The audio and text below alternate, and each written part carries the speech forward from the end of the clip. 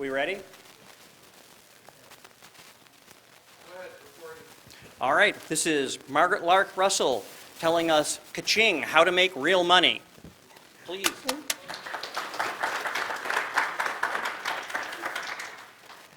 Thank you, thank you. And before I start, I want to second John by saying the Hackers for Charity table has got some absolutely awesome new stuff that just came in. Please, even if you've already shopped there again. It's a great cause, and the stuff is just amazing. It'll blow people away when you bring it home. And as a matter of housekeeping, I will be taking questions throughout live if they're short questions, and if it's a discussion kind of question, can we save it to the end?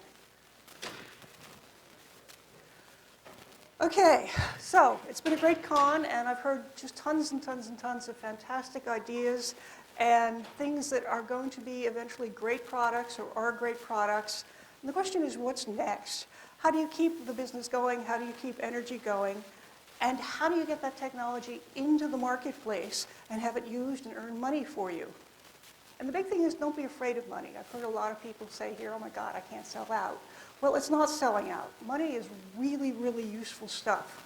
It's nearly endlessly transmutable into the things you really want, like electricity, computers, more bandwidth, and that's pretty cool stuff. So, oh, and it also pays the rent. This is also a very positive thing. And one of the ways to sell is try to go up against the big guys. They have lots and lots of practice at making money, and they're very good in the competitive marketplace. So today, I'm basically going to talk about what the sales process is, and how it's wired, and how to win, and basically how shit works. So, also, too, throughout this talk, because I'm going to have to call what you guys do something, I'm calling what you do a company. Partly because I'm calling it a company because I want you to think of it in terms of a business, and partly because I don't know what else to say. You and your friends and associates, your startup, your cabal, whatever. So your company. So forgive me for that if it doesn't quite ring true. Also, I'm going to have to limit myself to just talking about one portion of the sales cycle. There's a lot to selling.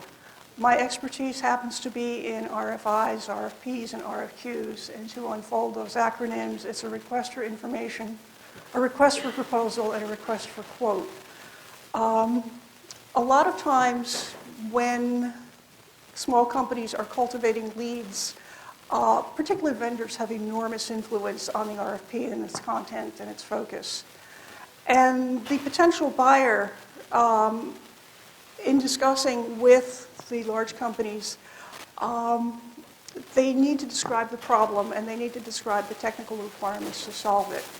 And they actually might submit portions of the RFP. The seller might submit portions of the RFP that you might eventually wind up having to answer. And that can be really kind of weird because they basically have more clout than you do. They also have huge tons of personnel. They have hundreds and hundreds of sales reps. They have sales engineers. They have sales supports. They have vast, enormous back offices, tons of practice in doing this stuff.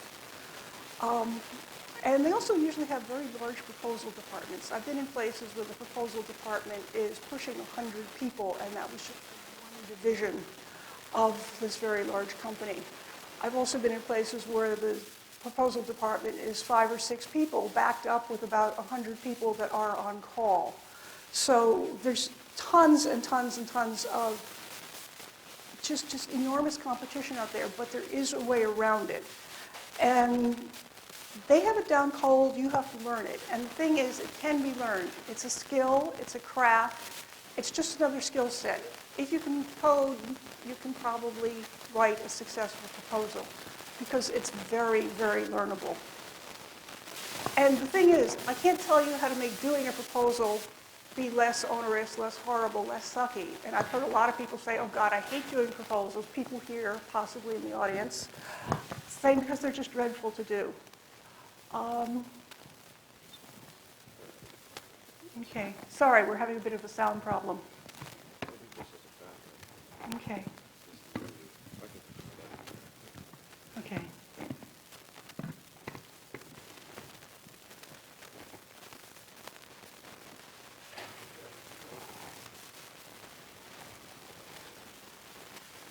Are we better now?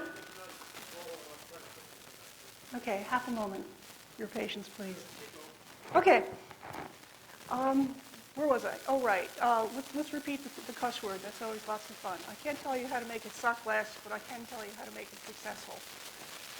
And am I going to have to go through that sentence again? Good heavens. Okay.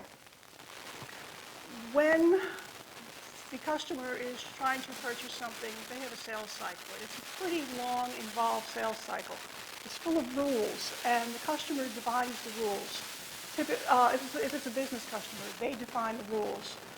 And a lot of times, if it's a large customer, they are actually in there on the slide. Before we get to the bullet points, that's when the large sales organization actually inserts itself into the process. You, however, probably won't be able to get down until they're looking at an RFI. Maybe if you've got a really good business development manager, you will. Maybe not, because you're still small and you probably aren't fully staffed out yet. But it doesn't matter, because the whole purpose of an RFI, RFP, RFQ process is to level the playing field so that the customer gets to buy the piece of technology or services that actually solves their problems. So if you've got that magic thing, if you have the thing that works, if you have the thing that makes them happy, you are better off than the big guy, because you can actually make them happy and the big guy can't. And part of your ability to succeed is because you're a little guy, you basically have more flexibility, you have more ability to change, you have more ability to have a business that's not just very good and very smart, but very agile. The big companies, they can't turn on a dime. Their teams are typically pushed down to the lower levels. As a small company, you can have the president of the company, you can have the CTO, the CIO on your proposal team and make decisions that stick and make decisions and responses that actually talk about what your company is, what it does, and how it can help the customer. And you don't have to have it vetted through 30 or 40 levels of management. You can just say it because you're the guy. You're the one responsible. And I think that's really incredible. I hate the word empowerment, but there are times when, by gosh, it's actually really, really useful stuff. And more microphones, boy. Okay, I'm beginning to feel like the president up here doing State of the Union. Okay, there's basically two kinds of customers you're going to be looking at. Businesses, that's B2B, and government, that's B2G. Typically a B2B process, the business itself defines what the process is. And in a B2G response, the government has all sets of rules and regulations, and you have to follow them. In whatever case you're dealing with, whoever sets the rules, as the responder, these are the rules. You can't do Kobayashi Maru. You've got to absolutely stick to what's happening. You can't change it. And that's kind of cool in a way, because everybody gets the same rules, which does level the playing field, because the other guys can't change the rules either. Now, I talked a little bit about RFI, RFP, and RFQ before.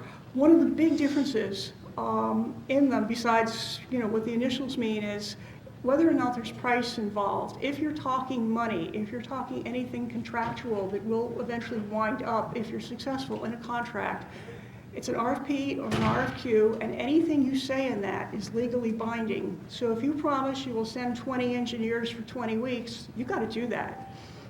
And so be careful of what you say in these things. If you say your product is X, you have to do it, and you have to deliver that as standard what it does. It can't be a custom job that you charge them for. You absolutely have to deliver, because otherwise you'll find yourself in total contract hell. And one of the other things is there's an NDA, non-disclosure agreement. Almost any company will give you an NDA before you can receive their RFI, RFP, or RFQ. Let's call it an RFX from now on, if that's cool by you guys. They want to give you an NDA that you have to sign because they want to protect, usually, what they're in trouble with and what they need to solve, because that, for them, is a business issue that they want to keep kind of close. And that's cool, and you can sign it and get in on the process. But you probably want an NDA too before you respond. The reason you want an NDA that covers you, or a mutual NDA, is because if you're telling about what your product is, what your process is, what your service is going to be, and you're giving away any of your business secrets or your special sauce, or you're telling, you have to include the resumes of some of your personnel, you might want to keep some of this stuff as part of your corporate intellectual property and keep it protected. So this will allow you to protect yourself and keep your business alive. Now, a lot of governments, they don't allow an NDA because they have to publish what's happening. They have to, part of the purchase cycle for government purchases is they have to make the process transparent to the public. But they will in many cases allow redaction, which is basically anything you write, you can then give them a purely clean and clear copy that they can read and review, and also a copy that's all blacked out. And that is what they publish online if you have that agreement with them. And that's a pretty cool tool too, to protect your property. Okay, now, when you've gotten the RFI and you've decided this is the thing I'm going to look at, what you need to do is not immediately jump into it. You need to read it very, very carefully and think about it. And while you're thinking about it and working on it, you need to look at the entire process, look at the deadline, look at what they're asking for, look at the schedule, and ask if it's possible for you to do this. And the big thing is you have to research the customer completely and thoroughly, whether it's a business or a government. You also have to research the competition. One of the things you're looking for when you're doing this research is if it's a business, and particularly if it's a publicly held business, does the competition and does the customer have interlocking directorates? In other words, if there's people on the board of both companies, your chances of actually winning have just kind of plummeted a little bit because they probably have a preferred vendor. This is really a drag, but it's one of the things of business. And by researching the customer and researching the competition, you learn this stuff and you learn how to work with it. Because if you have the data, you can figure out what to do, or you can figure out, I think I'm not going to put my energy here because this is probably not a really great thing to do. And that's okay, because backing off from something that's not going to work for you is really very smart a lot of the time, because there's always more things that you can do later. There's always another possible sale coming down the line. And one of the things I want you to really look for too when you're reading and reread the RFP, this is insanely boring, I admit it up front. It's like perfect to put yourself to sleep with, but you can't sleep, really, because this is important. You're looking to make money, you're looking to keep your company alive.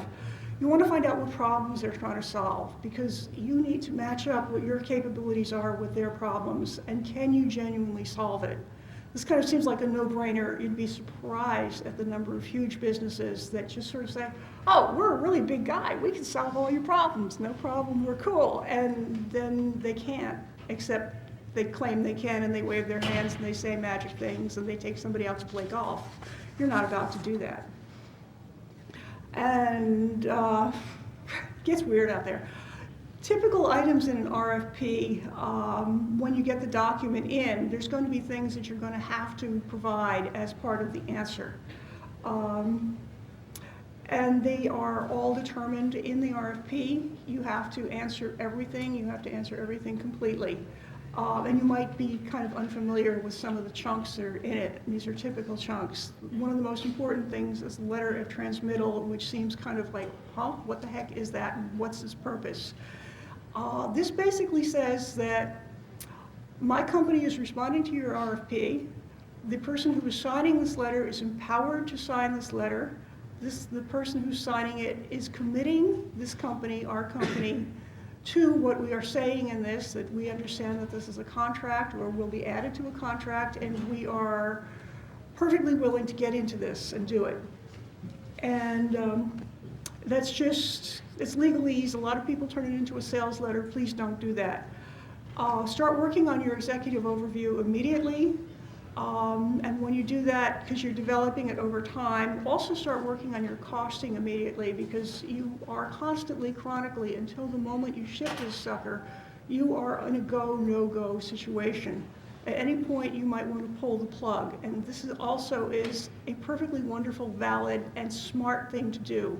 Because until you ship it, until it's in their hands, you are not legally bound. And at any point, saying, no, we're not going to go there is cool. Saying, yeah, we're going to go there is also valid if you think you are going to continue to make this thing happen. And one of the problems a smaller company, a newer company is going to have is almost all the time they ask for, what's your company history and what is your plan in case you go out of business? And they look at the big guys, and the big guys have been in business 20, 30, 40, 100 years, and they have a continuance plan for their products and services. You have to think about that. What are you going to do? This is not your exit strategy. This is how are you going to continue to support customers that you've got, because this is critical to getting business. So if you haven't already thought about that, please think about it, brainstorm, sit down and figure it out, because it's really critical to getting business into the house. There's technical questions, there's service questions. I'm pretty sure you've got those knocked already. If they're asking for personnel, especially if you're doing services or installation, they'll probably ask for small resumes. Keep them short, keep them brief.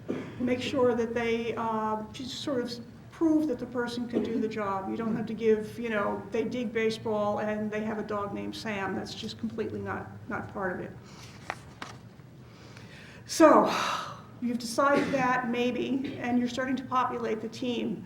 You're looking at a schedule, and one of the problems you're going to run into with a schedule is they're going to give you 6, 8, 12 weeks to do it maximum, and you're going to look at everything you need to do and say, oh my God, we can't do this. You know, I've just ran it through Microsoft Project, and it's not going to work, because everything that is typically a dependent project, you have to start before actually all the dependencies are met, simply because you want to make this deadline. So you have to stack things up enormously and start them even without having complete data sets, and just do it. It's a little scary, but what the heck. And keep going and coordinate and communicate, and also keep checking on your due date, because this is the holy grail. Blowing the due date means everything you've done, forget it. So what you're looking for when you're populating a team are a couple of critical roles. These are not organizational roles, these are project roles. And I'm trying to figure out how to cut typically a very, very large team down to the essential roles. And these are the essential roles, at least in the gospel according to me. And actually it works, because I've done it with very small teams, and it does work. Because I have meshed with a couple of really small companies and gotten them sales, so that's cool. And I want you to just kind of think of these three roles. The business lead person should be as high up in your organization as you can possibly get this person. This person should have lots and lots of decision-making ability. This could be the person who signs your letter of transmittal. This person needs to have juice in your company, because you might have to make a couple of decisions really quickly and act on them and work them out. So this person, if you have some kind of C-level organization, needs to be able to go there and have the juice to make this stuff go. Response lead can be anybody, engineer, tech writer, whatever, somebody who has all the capabilities. I'm going to get into specific requirements for what they need to do in a moment. And basically an editor. And this person does no writing. You want them to be really clean and fresh. And so the business lead, this is your top guy. And I say guy, that's kind of gender neutral. I hope you realize it's probably a woman, would be my guess. One of the real critical things in any proposal process is you've got to be a really, really fast, good, competent reader. It kind of sounds silly. Everyone knows how to read, but there's reading, and then there's huge reading comprehension, and there's ability to really read and pull the juice out of what they're actually looking for and keep on focus with that. And when I say high threshold of boredom too, I mean it, because you're going to be reading not just what they give you to answer, but your own answers time and time and time again. And this person, with the pursue or not to pursue, the go, no-go decision, is going to be asking themselves constantly, every step of the way, a whole pile of questions. And do not stop asking these questions. You are asking them chronically. And this is really important, because as you're developing data, as you're developing answers, you need to always be balancing, what are we doing here, why are we doing it? If you can't continually answer those questions with a yes, then stop. When you get into the person who is actually doing the writing and they're doing a lot of organization, they're collecting writing, you might have divvied up the questions to 20 people or however many people in your organization. They're putting it all together, they're making it work together. And this person is going to be nagging the heck out of everybody. If they don't nag, you don't want them in this role, because they have got to be strong, they've got to be pushy, they have got to make everybody behave. They have got to say, I'm sorry, you can't go home until you give me that response, because that's really, really critical to keeping things online. And if I'm getting a little too weird and too deep in here, just let me know and I'll kind of, go up a couple of layers of oxygen here. Talked a little bit about an NDA earlier. I want to mention, not just mention, I really want to drill it into you that you need corporate counsel if you're doing an RFP or an RFQ, because lawyers in some situations can totally save your butt. Don't be afraid of lawyers, don't be afraid of what they charge, because when you're in a competitive sales situation, what they save you is, oh my God, so worth it. You really want them to weigh in. You want them to know what you're doing, what you're saying. You want them to know what the contract will be. A good corporate general counsel will help you with any contractual issues. I'll talk a little bit more about lawyers later, but they are just so terribly useful. And there's other kinds of lawyers too you want to be thinking of if you are trying to do serious business and you're at the point now of making sales. You want to have the contract lawyer. You probably want to have an intellectual property lawyer. These can sometimes be the same person, not necessarily. You might want to have an export lawyer if you're trying to sell stuff overseas. It doesn't matter, especially if you're an American citizen or an American company trying to sell to other countries, I'm sorry. And sometimes, too, you need somebody to help you with export licenses for software, especially if this is going to run into security. Guess what? And then you might need a patent lawyer. That's the fun guy. He's going to really give you corporate intellectual property. So, okay, after that slight diversion, back to RFPs. The editor person. This person should really have no writing responsibilities at all.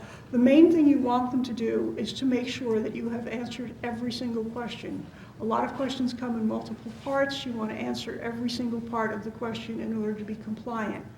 One of the ways they kick you out is if you are non-compliant. You can miss a tiny little thing, and if they're looking to kick you out, they will, and you will have no recourse. A lot of cases you can say, hey, wait a minute, why were we kicked out? And if they point out a discrepancy, you're hosed. You really have no way to come back. This is particularly true in government purchasing.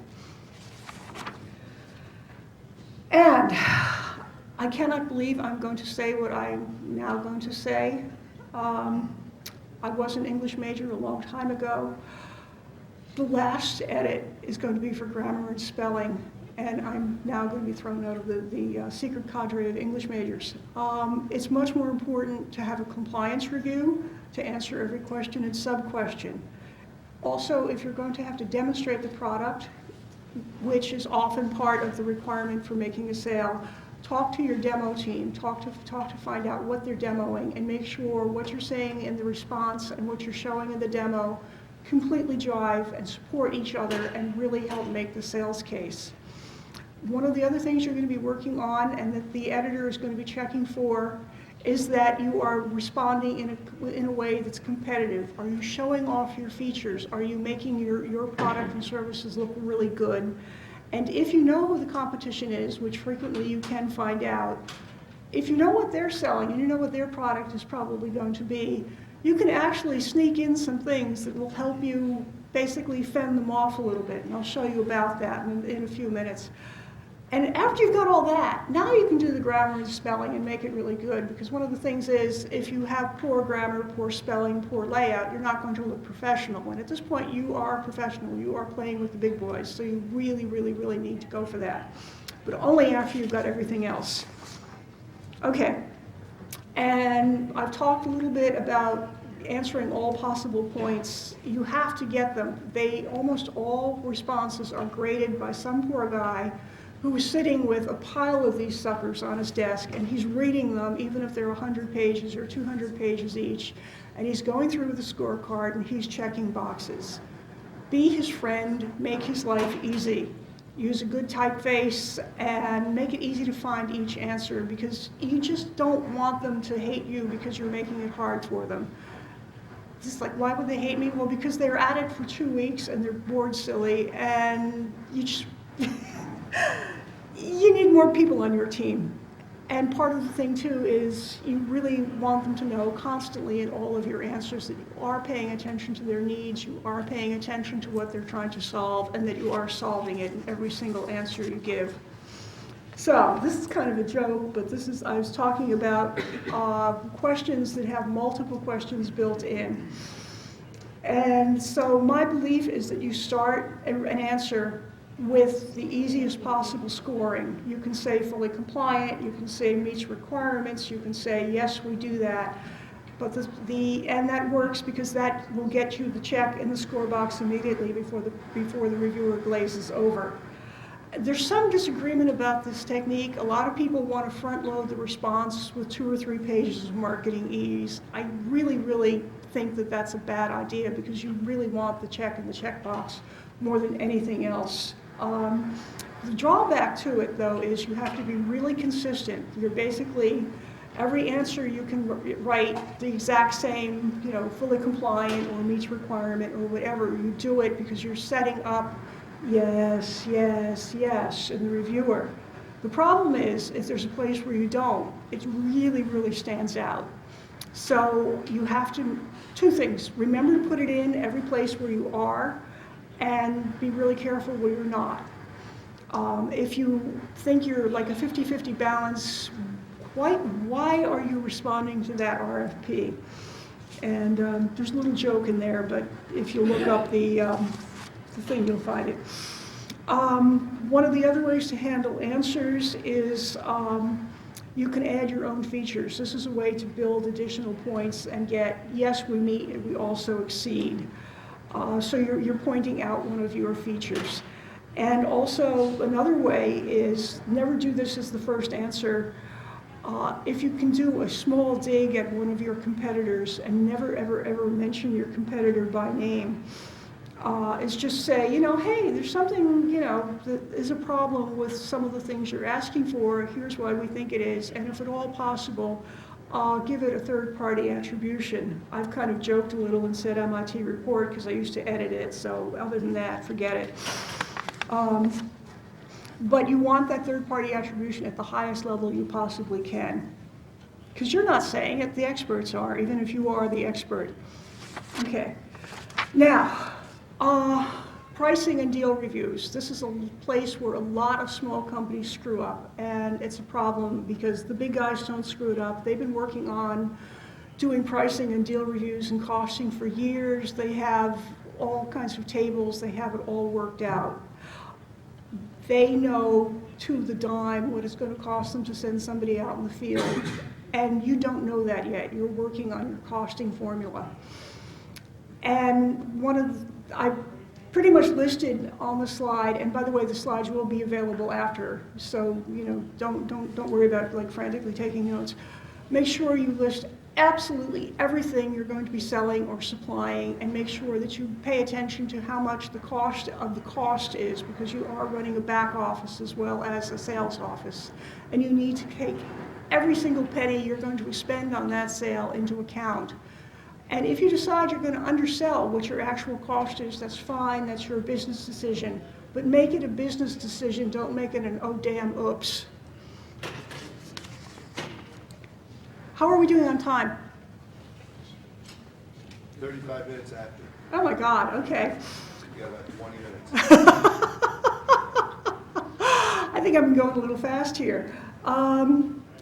Eventually, you'll get to the point where you have gotten everything done. You've just reviewed the heck out of it. You've made sure that you are completely responsive. You have gotten it perfectly well edited. All the bits and pieces are there. Everybody's happy. It fits your business plan. It fits your business model. You're not going to send your company down a strange lane that you hadn't planned on going just simply to make this RFP work. And you're going to be thinking of, okay, we're going to ship this sucker pretty soon. Now, if they ask for paper copies, they might ask for 20 or 25 copies. It's not unusual. This is going to be a very expensive RFP. This is part of your decision. Do it anyway. The real problem is if you're serious about shipping it out, you are actually making 3 copies. Yeah, I swear. You're going to need 1 paper copy for your own records. This doesn't have to be quite as fancy, but you need to keep this and retain this for legal reasons. You're going to need 1 paper copy to ship because you have to ship it to them on time. And you have to have a contingency plan so that if, by God, it doesn't get there on time, you have somebody who can courier it over, somebody on your staff who jumps on an airplane late at night with a really big suitcase or 2 or 3 suitcases or 2 or 3 people carrying 2 or 3 suitcases in order to meet the requirements, because you've just gone crazy doing this response. You don't want to not ship it because, oh my gosh, hey, it didn't get there, FedEx messed up. If it's an online response, often it's as easy as pushing a button and sending an email with a receipt confirmation, not a problem. However, there's more and more movement to doing web-based responses where you have to fill in the blanks, and some of them don't work very well. Find out beforehand if it doesn't work very well, find out what the glitches are, become really good friends with the person who's administering the web portal for responses. A lot of times the government is using more and more web portaling because they're trying to get paperless. The problem is when it doesn't work and you're up against a deadline. So play with it first and make sure that you actually can provide what you're doing on time. Because why bother if you don't? Okay. Now, when you have shipped and you think you are ready to relax and have a beer or have a scotch or whatever and get some sleep finally, do that for a little while. The most important thing you are doing is you are building up corporate intellectual property. I want you to start a spreadsheet. With the very first RFP, look at whether or not you decide to respond to it. And what you're putting onto the spreadsheet is you are putting on the company name, what they're looking for, why they're looking for it, if you have the document in hand, what the name of the document is, and you should have one single place in your corporate server where you store these things. You should include in this what they're looking for and how you match it or don't match it. This is really important. Kind of eyes everybody. I know by now you're probably glazed over. You want to know, am I responding? Am I not responding? Why am I not? Does my product set match what they're looking for? Does my product set not? Are they looking for services I don't currently have? It's okay if you don't currently have this stuff, but you need to note it and you need to take as many notes as possible. If it's a response that you do or get halfway through, continue to take all this information. What's going to happen after a while is you're going to start winning a couple of these things. You need to put them in and say, I won this one. Otherwise, you need to know who won it. You can usually find this stuff out. If it's a government thing, you can find it through government portals. If it's a business thing, very often they do a press release. It's really cool. You just Google it and find it. You want this information so that you start building up serious database of your field, your competition, your potential customers, what your product is and how it stacks up. And these pieces of information are really valuable because when you're trying to figure out how am I going to further develop my product, you look at the spreadsheet and you think, wow, there were 40 RFPs I could have responded to, but I really could only respond to 3 because my product or service is insufficient for what's the demand in the market. and this can help guide how you develop your product or your services. If you're discovering that there's another competitor out there who's basically just wiping up the field and eating your lunch, study them. You need to know who this guy is and figure out what it is about them that is making them prevail against you every single darn bloody time. And this is gold. You don't ever want to lose this. You want to keep this in your most secure place. And just keep it forever and ever and ever. And when you eventually get big enough to start having systems like a customer relationship management system, you can dump some of this in there. You can use it for product development, as I've said. This is all competitive info. This is golden. This is really why you do RFPs. Yeah, you do them to get business, but you also do them to get data and information. This is why you comb through RFPs, even if you know you're not going to be responding to them, because you want to collect this data. It's really, it's kind of boring to read through them all, but my gosh, the data you acquire from reading these things and responding is just enormous, and from following up, because a lot of companies send them out into the ether, they never follow up. They have no idea who won. They have no idea. The press release will often say, we went with vendor XYZ because they met our service expectations or because their product was unique. You want to capture those questions. You want to capture those chunks of data too, because those will really, really help you in the future with your company. Do not ever, ever, ever not do this. Another thing that you're looking to do when you're gearing up for next time, you're looking at this and you're also looking at what was our process. You want to do afterward, always you want to do a, why am I fogging on the word? Anyway, you want to do a postmortem on the process. How did it work? What were our problems? Because you're looking for incremental improvement in your proposal process. Because it will get easier over time with practice and iteration. You'll pare it down to what you really need and maybe start building it back out as you discover that it's working or not working for you. And this also gives you your state gate definitions. I don't know how much you guys know about process flow, but as you're moving the proposal onward, you need to decide, do we need an engineering review, and do we need a legal review? Do we need a review from service if you're including services or are a service company, so that everything gets reviewed by the proper people and they sign off on it before you move it along. And you do need to get all those sign-offs and approvals before you ship. And of course, also too, when you're saving a electronic copy of your response, as you are reusing the data that you've collected and rewritten and perfected, you're going to be reusing it, and the process will also get easier and speedier, and you can relax more about corporate information, executive overview, letter of transmittal, because that's stuff already done, and you can pretty much reuse it. And makes life a whole lot easier. There's a bunch of resources I've collected that you can use. Again, you don't have to write down the URLs for this because the slides will be available. There's a small company that's nationwide that provides as-needed general counsel. These are all people with lots and lots of experience, and they work hourly, and they're usually a pretty good group. Almost all of them have corporate experience. On their website, you can see who they are, what their experience is, and how it maps to what you're needing. There's a group out there called Shipley that will help with proposals. They do proposal training, they do proposal contracting. They can help you if you're willing to go with them. They're pretty useful. Darpa Cyber Fast Track, if you've been coming to ShmooCon, you know about them.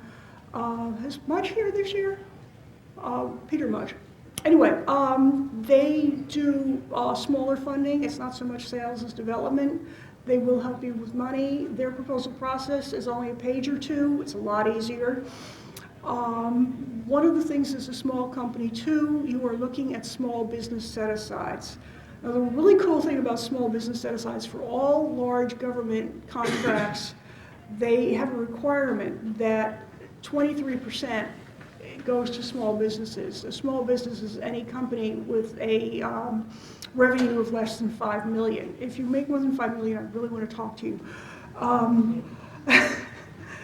But the small business set-aside is really cool. There's a way to get in on that. And also, too, if you're paying attention to who's been getting government contracts, you can find out who you want to contact and say, hey, we want to be your small business that you propose with next time out. Start looking for these people because they can be really useful to get your toe in.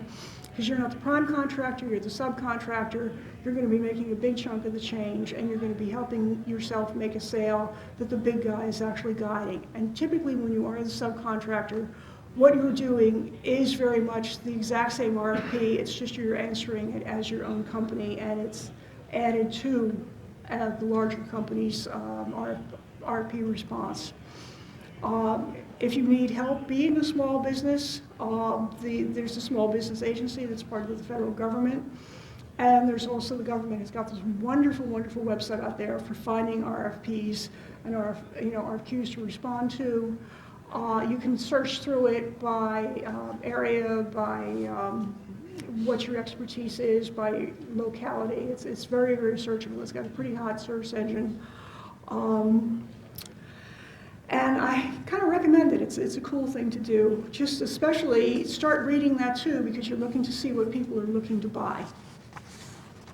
And also I've included in the slides, because I'm hoping y'all will go online to grab the slide set, a quick glossary of terms that you might need to know in order to pull off this chunk of business. By the way, the task order is mostly just used for government stuff, and it's a blanket contract. That's talk to your lawyer before you do a task order kind of proposal, because it can get a little hairy. And that's basically it. I've probably rushed through way fast, and I hope you all are, not kind of thinking, oh my God, what am I doing? So are there any questions? Oh boy, I kind of see somebody in the... I might have missed it. I don't know if I got here late or not. I didn't get an introduction from you and your background and what your experience is. Okay, I've spent about 25 years in marketing in large technical corporations. I spent 10 years doing just proposals. So I think I've got a little cred on that. I've got a ridiculous winning, if I can pat myself on the back, a pretty good winning record. And when I was looking at what was going on with the Shmoo group, I realized that a lot of companies are springing up out of the Shmoo community, and you might need a little bit of somebody who's played with the big boys who can kind of help people grow their business some and turn it into a real growing concern. Does that answer your question? So you're doing this kind of stuff as a consultant now, or are you just trying to share your knowledge? I'm mostly sharing my knowledge. If you want to talk about consultancy, wait till I get off the podium. Okay. In the front here? Yes. I've been on the FPO sites and I've been looking at some of the things. A lot of the information is very terse. It doesn't seem that it caters to young startup companies, which I think the majority of people in this session would be 4 to 10 size startups, and having the established structure that you said in the presentation. How are we supposed to interpret that if a young startup company could actually bid and propose on these things from the experience and the stuff that you've seen, that you've talked about today? Okay, if I understand your question, it's basically that a lot of the RFPs come out and they're too terse and give insufficient information to figure out. It's not that it's insufficient information. It seems that if it would be something where a 4-person team, a business team, may not be able to handle, because it might be, let's just say it might be installing IPS IDSs. There's an RFP for that, and it seems like there's a 6-month period to do that. But it seems, for me, it would seem like, okay, number one, I have to be a reseller, or actually number one, I have to be a small established business. Number two, I have to be a reseller. And number 3, I have to be able to support the product. So I was just wondering, from your experience with working with other people and the information we presented today, does that seem kind of to be the actual, that they're really looking for more established small businesses, not necessarily people from the ShmooCon group or something like that? They often are looking for establishment, or if you're new, the ability to continue, which often means you have a larger partner. who is the prime contractor. This might be a situation where being a subcontractor is to your advantage, because then you get to coattail and use the experience and the cred and the continuation that is offered by the prime. They will use you for getting the business, filling in the holes. Very possibly too, if you're a local company to them and they're trying to get a government contract that's locally based, that's a good niche that you can possibly populate. But you mostly, if you're looking to go alone with that kind of installation business, are you actually looking at large business customers? I think from what I understand, it sounds more like you need a better definition of what you supply to whom. Okay? Yes. Anything else? Okay. How does it relate to when you're trying to look for research grant opportunities? A research grant.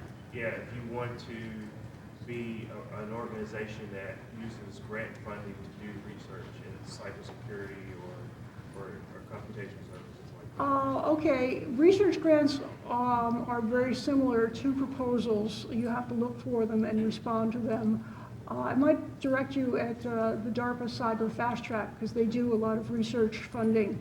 Okay. I think they currently go up to, what, 250 million? 250,000, duh. I wish. Really? They were only like that? Yeah, so it's a pretty good chunk of money, and it's my understanding that that can often, after you've done a chunk of DARPA Cyber Fast Track research, that gives you enough to really kick the company off because you've got a war chest. Okay? Is it cyclic? Is it like every year? I saw more hands. Okay, in the back there. So during the request phase, this is just for like the government side, you said that the playing field's kind of level when it comes to companies trying to sell and get those RFPs in. Well, there's a couple of ways to sidestep that. Like there's a company called GovTech. They have a conference called GTRA every year that introduces like small businesses as well as large businesses to these government organizations so that you can write those requests to match the company. Ah, And it kind of, because if you put out that request, anybody has the ability to write it, but they have to fit it perfectly. But what they do is they write that request to perfectly match your company, because if they really love your product, because that playing field may be level, but anybody can put up that open bid, and they always go to that lowest bidder, which kind of throw things. okay, I wasn't familiar with that. This is GovTech? It's called GovTech. Yeah, that's the company, but GTRA is what you want to go to, and that introduces any kind of company, big, large, and small companies, to the government organizations. Okay, EPRA? GTRA.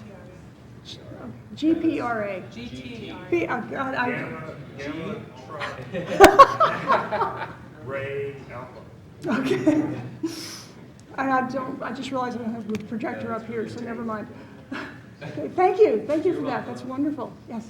I also wanted to mention like SBIR.gov if you're interested in doing phase 1 research, like you're coming out with something unique, completely new, you're like advancing your thesis if you were a master's student or a PhD student, you could just go to SBIR and propose your own project and see if the government likes that.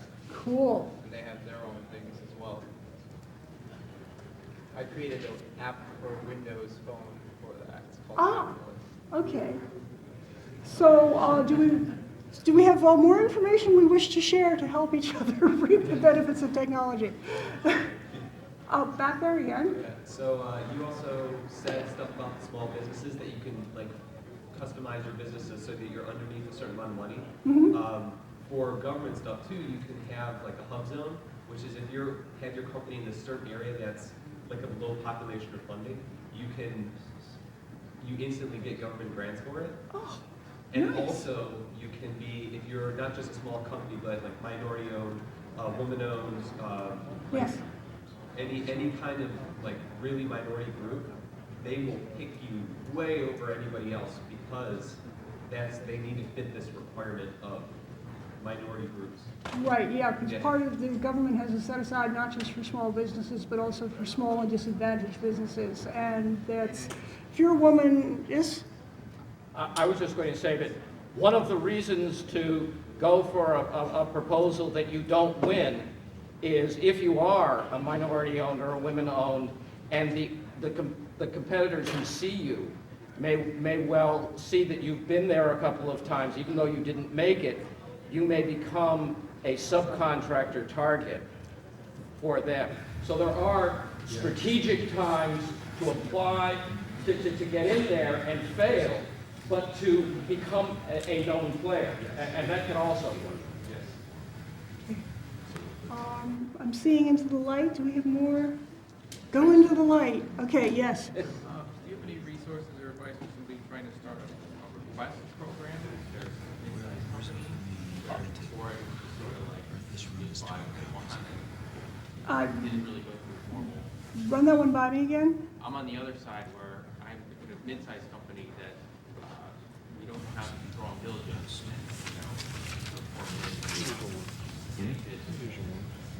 Okay, you're with a buyer company or a selling company? You're with a buyer company. Well, you probably have a purchasing department. You probably have. You don't have a purchasing. We sort of need one, and it's a struggle because we're just we're always too small to do this right. Okay, I would really recommend that before you make any purchases, unless of course you're buying like pencils, to really come up with what your requirements are, because otherwise you're going to be blowing a lot of money on stuff that doesn't fulfill your needs. Done that a lot over the last 10 years. That's kind of the thing, but we're starting to do that now, but it's cumbersome. We've never really done it before. We don't have institutions. Yeah, the problem with all of these procedures are they seem cumbersome, and the only thing that's worse is not doing them and discovering that you've just done something you really didn't want to do because you didn't think hard enough about it. This is just if you're selling, if you're buying, really put thought into it. Pretend you're buying a car and spending your own money. So is there anybody else out in there? And did I answer, or was I like too mean to you? I'm sorry. No, I wish there was something more like a book I could read about it or something. There probably is. Things that you should put in your RFP that I don't take up until we're 6 months into the engagement already. Yeah. There are also, some teaching books on how to write RFPs, which is a whole different art. Because some companies sit down and put together a committee and write an RFP, really thinking well about what the requirements are going to be. And then there's the horrible, sneaky thing that I admit, oh my God, what a horrible person I have done, which is write RFPs as the selling company that the salesman gives to the purchasing company that gets incorporated in the RFP that's eventually released. Some of my coworkers have done that, and I don't like it. It's not what we need. It's someone else's checklist. Yeah, well, it helps slightly skew the sales process, but if indeed it does ask questions and help formulate what the problem really is, it is a useful thing. It's just you have to be, you don't have to take the whole thing, go through it carefully, and just use the questions that are genuinely useful and speak to you. I personally don't like it, but it's one of the sales techniques that's in use out there. What can I say? Okay, anybody else out there? God.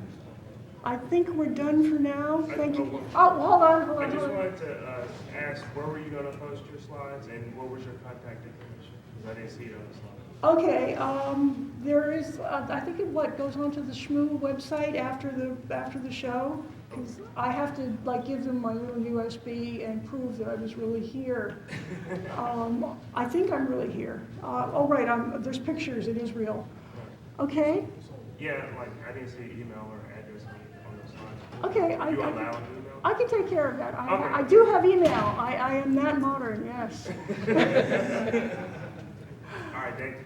Okay, thank you all so very, very much. Do I have a thank you slide?